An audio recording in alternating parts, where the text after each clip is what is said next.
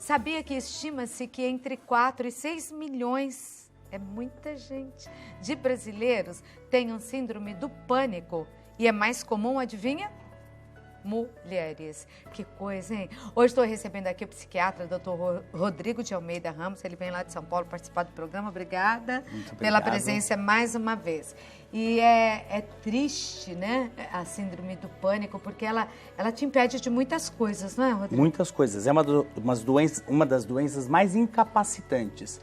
A pessoa que tem síndrome do pânico, reiteradamente tem que ser afastada do trabalho, afastada muitas vezes do convívio social, e toda hora ela convive com uma sensação de ameaça, de que a qualquer momento ela pode morrer, pode enlouquecer. E de onde nasce isso? O que é essa síndrome, na verdade? Então, na verdade, a síndrome do pânico é um desequilíbrio de uma parte normal que os seres vivos têm, seres vivos no geral, que é o quê? A capacidade de perceber o perigo.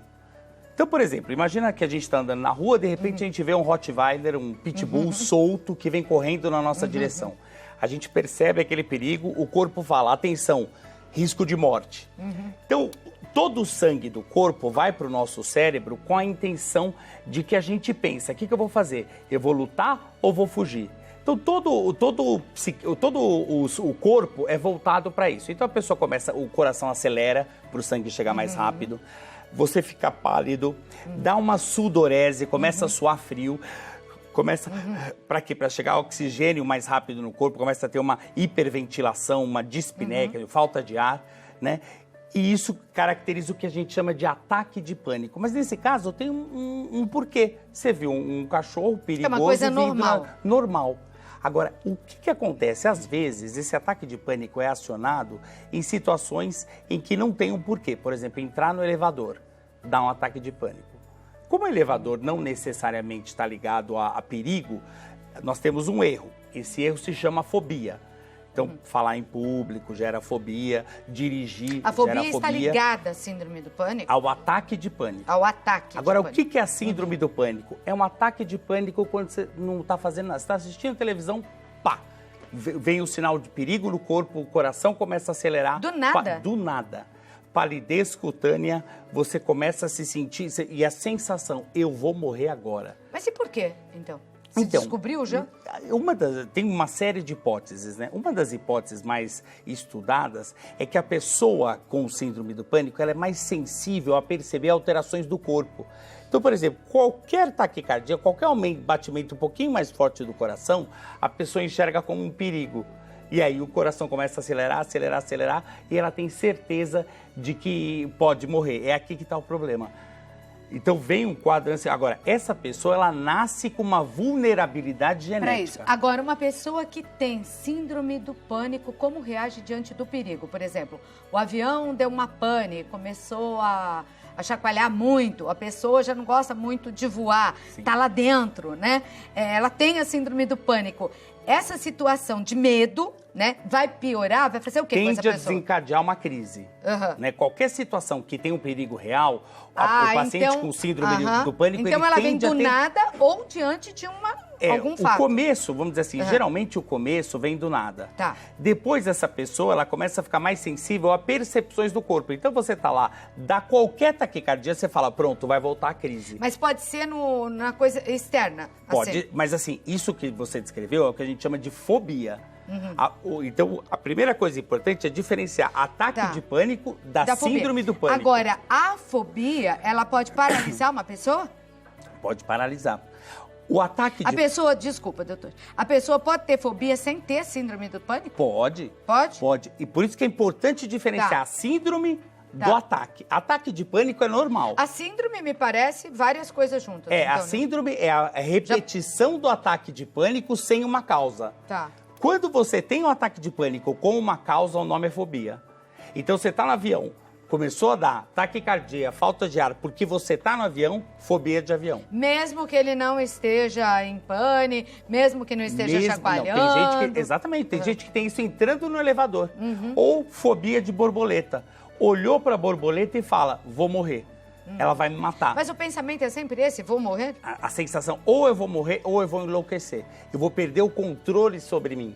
Tanto que tem uma coisa que a gente chama de despersonalização. A pessoa começa a perder o controle do corpo. A sensação é essa. Ou desrealização. Eu não estou no ambiente, parece que eu estou fora do ambiente. Então, esse conjunto de sintomas gera o ataque. Se isso acontece do nada, síndrome do pânico. Sabe, chamando a atenção das mães aí, às vezes você, quando tem filho pequeno, nem tudo, porque criança fala muito, e são tantas coisas, e às vezes muitos filhos, não dá para reparar. Mas eu tenho, na verdade, um sobrinho que é até meu afilhado, que quando a gente estava assim no sítio, se uma formiguinha assim picava ele vinha apavorado, aquele zoião azul. Ai, uma formiguinha me picou, vou morrer. Uma formiga me picou. E ele teve a síndrome depois, quer dizer, mas é uma coisa que desde criança se percebia. Exatamente. Que o que para os outros não era nada, a formiga, né, mordeu, sentou num formigueiro, botou o pé no formigueiro, né, no sítio, tudo bem, para ele era horrível. Muito. Né? Ele achou que ele fosse morrer no dia do casamento no altar. Tem criança difícil para muitos. Tem gente que é uma coisa até vexatória, às vezes, porque isso acontece no adulto. E não tem cura. E ele começa... Tem cura, essa é uma boa notícia. Tá. Tem cura, tem tratamento, a gente consegue deixar a pessoa muito bem. Daqui a pouco, né, a gente fala disso. Desculpa ter Isso. interrompido. É que dá um nervoso, né? Porque a pessoa sofre, viu? Como sofre.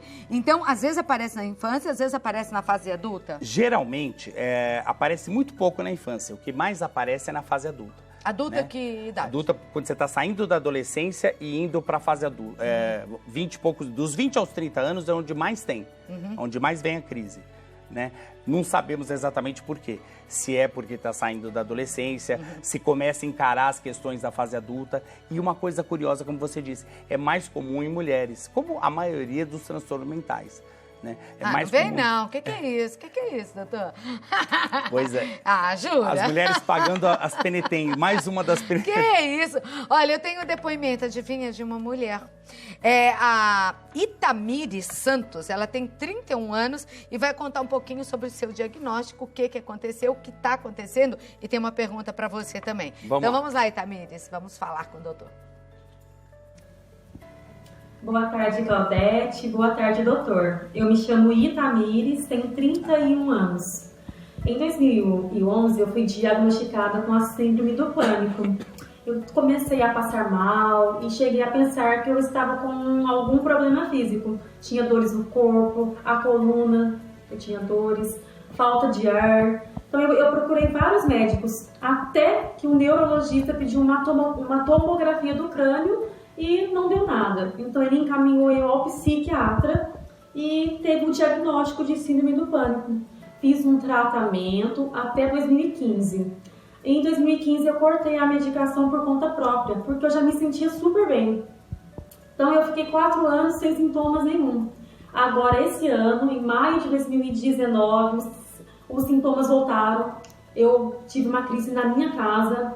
Comecei a chorar, achei que ia morrer, muita falta de ar, muita dor no corpo. Então eu tive que retornar ao médico, tô tomando a medicação de novo. E depois de uns 20 dias eu já comecei a me sentir melhor. Mas tem dias que eu ainda sinto mal, sinto muita falta de ar, muita fadiga, muita dor nas costas. Faço exames e nunca tem nada. Realmente é esse problema emocional. E eu quero aconselhar a quem está passando por algum problema, seja síndrome do pânico ou outro problema emocional, que procure ajuda, que não tenha preconceito, procure um especialista para te acompanhar, te orientar, te ouvir e buscar a causa disso, o porquê que você está assim. Tem algum porém. Então eu quero aconselhar que existem muitas pessoas que estão passando por isso. E ajuda é fundamental, ter um médico, um psicólogo, alguém que possa estar te acompanhando, tomar a medicação correta, é muito bom. E eu tenho uma dúvida, doutor, eu quero saber se a síndrome do pânico ela tem cura, porque a gente quer ficar livre disso o quanto antes, a gente não quer mais passar mal, e às vezes a gente está bem, e quando a gente vê a gente já está passando mal. Então eu quero saber se existe a cura. Obrigada. Bom, nós descobrimos com a Itamires que não dá para parar, assim, por conta própria, de tomar os medicamentos. O que dizer para a Itamires, então? Então, você veja que interessante, né? A Itamires descreveu perfeitamente o quadro de pânico, né? Porque Tudo o pânico, exatamente, o pânico é você é uma descalibragem, ou seja, você percebe perigo onde não tem. Formiga picou, vou morrer, ataque de pânico. A Itamires, ela teve ataque de pânico sem fazer nada, assistindo televisão, deu um ataque de pânico. Ou seja, transtorno do pânico ou síndrome do pânico. O medicamento, quer dizer, o tratamento, na verdade, por conta própria, pode ser perigoso. É muito perigoso, porque aí a gente entra na resposta dela. Geralmente, 30%, 40% dos pacientes ficam completamente curados. E qual que é o segredo para estar com o tratamento medicamentoso e psicoterapia? E qual que é o segredo para estar nesses 30%? Tomar o remédio até o fim. A gente precisa que o paciente tome a medicação até o fim. Geralmente é 1 ano depois dela ter ficado ótima. Ou seja, acabaram os sintomas, você tá bem? A gente conta 1 ano. Que foi o erro dela, então. Ela achou parou eu tava bem, né? Mas ela tomou bastante tempo. Tomou bastante tempo. A gente não sabe exatamente quanto, né? Não, ela falou de 2011 a 2015, me parece. Mas a gente tem que contar a partir do momento que ela ficou 100%.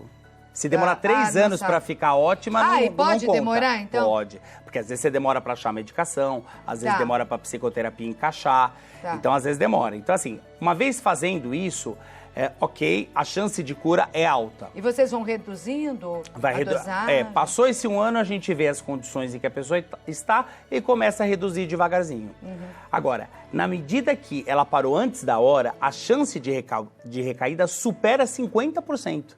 Passa a ser muito grande. E pode ser depois de um tempo, não na hora. Com certeza vai ser depois de um tempo. Porque é como se a gente estivesse numa casa. Arrumamos a casa ficou um brinco. Aí você começa a arrumar a casa todo dia para ela não ficar bagunçada. Vamos supor que um dia você não arruma. Não é no dia seguinte que ela vai desorganizar, demora um pouquinho. Sim. Mas ela vai desorganizar se você não voltar a ter a mesma coisa. O remédio vai lá e organiza o cérebro. Um dia que você não toma, tudo bem, não é bom, mas não vai gerar grande repercussão. Agora, parar muito tempo vai desorganizar tudo de novo. E qual que é o problema? Para a gente conseguir altas chances de cura, num segundo tratamento são 5 anos, a gente não conta mais 1 ano, são 5 anos. E num terceiro tratamento, a gente considera doença crônica, ou seja, é remédio para sempre. Entendeu? Então, assim, o segredo é toma o remédio direitinho. Mas esses remédios, eles trazem algum tipo de desconforto, transtorno? Vão prejudicar a pessoa? Absolutamente. A gente já passou da fase, antigamente os remédios bem mais antigos, eles tinham uma série de efeitos colaterais. Tanto é que se você for lá na Basílica, você vai ver entre as coisas que as pessoas deixam, né, que se livraram, muitas caixinhas de remédios fortes. Porque conseguiu fazer o tratamento inteiro, né? Tá agradecendo por isso. Agora, hoje, os remédios de hoje são muito modernos, a gente praticamente não tem efeito colateral. E se tiver, dá para aguentar, uma coisa tranquila. Então, assim, é fundamental tomar a medicação adequadamente. Não é dos transtornos psiquiátricos, a síndrome do pânico é um dos mais fáceis de se tratar. Nossa, então imagina os outros. Tem doenças muito difíceis, né? Mas desde que você faça o tratamento adequadamente. E depois fazer, por exemplo, exercício físico, tem alguns estudos começando a sugerir que ele pode ser interessante. Meditação, yoga, ajuda muito, porque a pessoa começa a ter percepção que não é qualquer taquicardia que vai levar à crise. E yoga, a meditação, o exercício físico ajudam em outros transtornos também? Depressão, qualquer ansiedade e o quadro de pânico. Beleza. Então tá aí a receita sempre essa, né? Se cuidar. Exatamente. Não se cuidar. Procurar ajuda médica. Ter amigos e procurar ajuda médica quando necessário. Tá certo. E se tiver que tomar remédio, tanta gente toma para pressão alta, não é assim? Hipertensão não tem que tomar pro resto da vida? E tem hoje, que tomar e vive bem. Essas medicações antidepressivas, as pessoas estão tomando com muita frequência. As pessoas, como você disse, porque só louco ia procurar o psiquiatra. Hoje o chefe da pessoa, se duvidar, está tomando também. Porque a pessoa fala, não posso, senão vou ser mandado embora. De forma nenhuma. Imagina. Já foi, graças a Deus já foi esse tempo, porque agora todo mundo pode se cuidar.